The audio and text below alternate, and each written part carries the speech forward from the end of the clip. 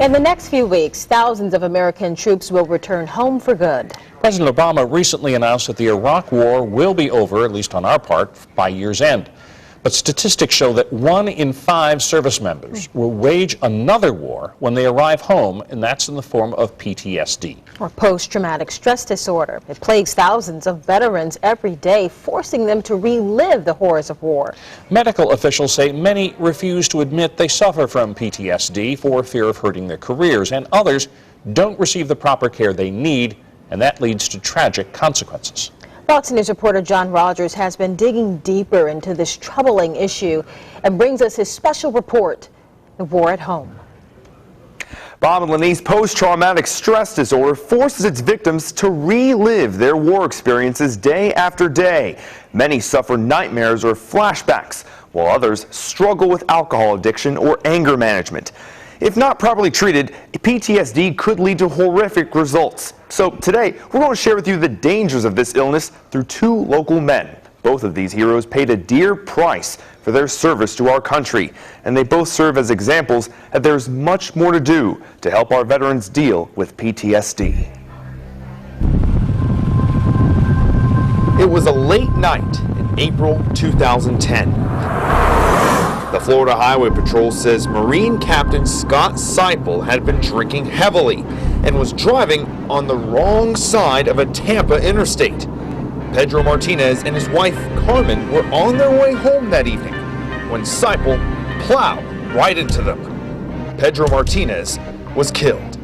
But Seipel's attorney argues that his client is a victim too. Seipel suffers from post-traumatic stress disorder. Defense attorney John Fitzgibbons says on the night of the crash, Seipel blacked out and thought he was back on military deployment. Seipel is a Mobile native. He graduated from Murphy High School and soon became a decorated combat veteran who served tours in Afghanistan and Iraq. He witnessed numerous horrific scenes and had a number of close calls with death. Despite showing symptoms of PTSD, the military found Seipel fit for duty, and then everything came to a halt with the death of Pedro Martinez. The Marine Corps soon launched an investigation. In these military documents obtained from the Associated Press, Colonel John Crook wrote, "This reveals a disturbing vulnerability in the support we provide our combat veterans suffering the invisible wounds of PTSD." The investigation also found that proper PTSD treatment could have prevented Seipel's accident. Neither Seipel's attorney nor his family wanted to comment for our story, but we wanted to find out if the government is falling short in treating our heroes who live with PTSD. The National Library of Medicine says PTSD can occur after any traumatic event. PTSD can constantly haunt the sufferer.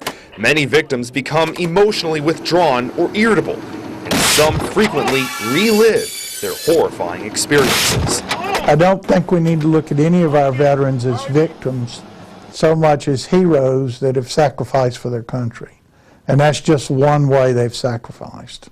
Dr. Joe Law is a former veteran counselor. He says up until the late 20th century, PTSD was not fully understood.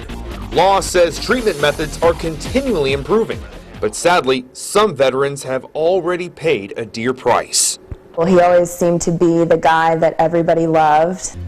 Carrie Fugit's husband, Jimmy Cleve Kinsey, grew up in Foley and later became a mortarman in the Marine Corps.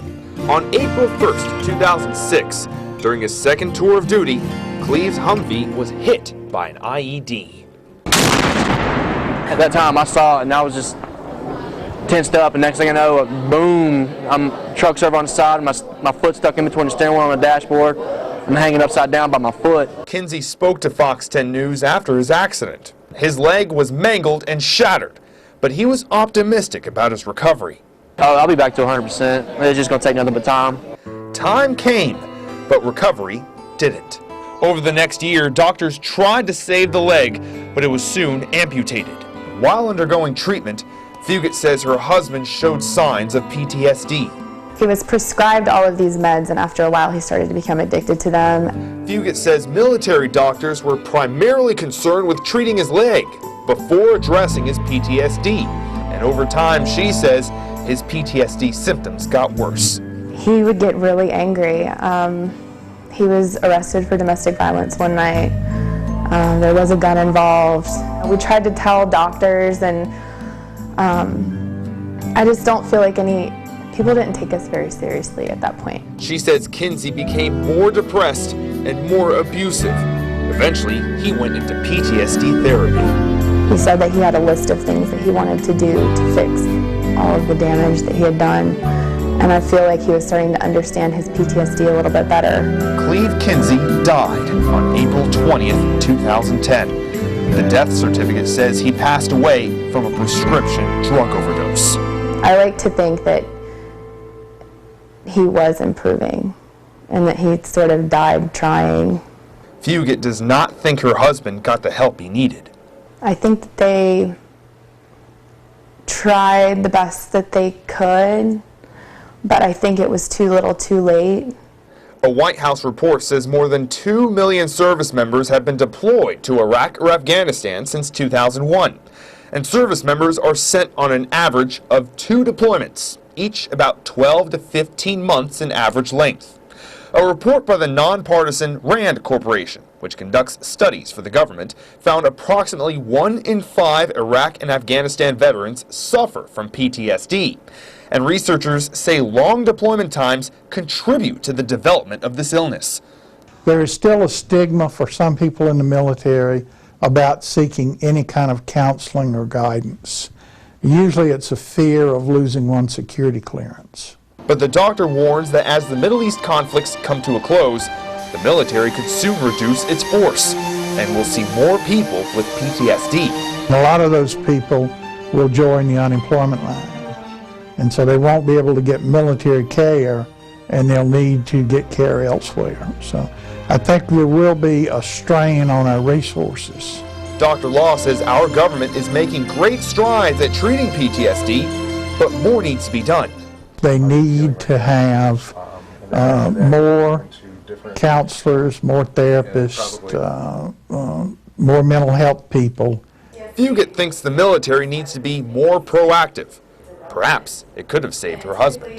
Get treated for it immediately. You don't sit around and wait for it to get worse, wait for your family to fall apart, or wait for you to, kill yourself. Captain Scott Seipel will have a DUI manslaughter trial this month.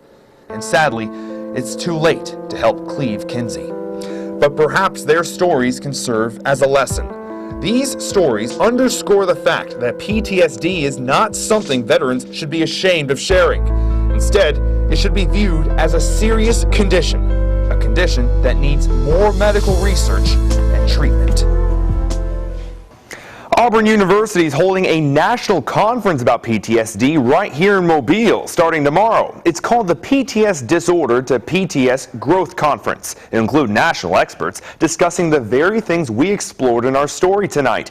It runs from November 3rd to the 4th, and if you'd like more information, go to our website, fox10tv.com. And while you're there, take a look at the number of helpful resources we're providing for you. You can also find an interview I conducted about a local man who lives every day with the struggle of PTSD. You can find it all on fox10tv.com.